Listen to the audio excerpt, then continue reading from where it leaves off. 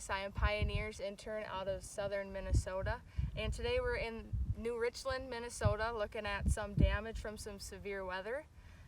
We have different plants here at different severities. Luckily enough, we were at the V4 stage, so that growing point's still going to be underground. We're not too worried about the plants not being able to come back after this.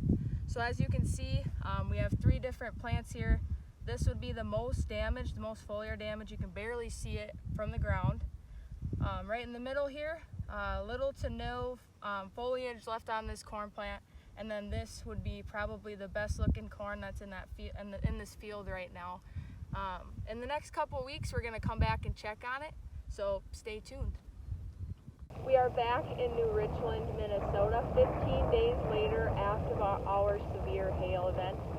The average stage of these crops right now is about B7. As you can see behind me, the farmer decided to replant this field.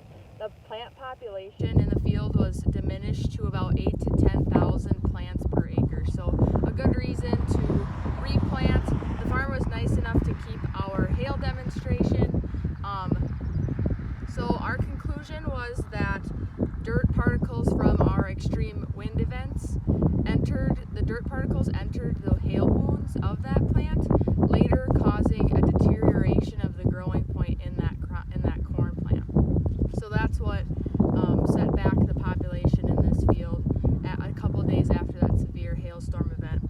As you can see, this first plant from day 1 was severed at the soil surface, and as you can see, it's coming along really great. I look forward to checking back in during ear set.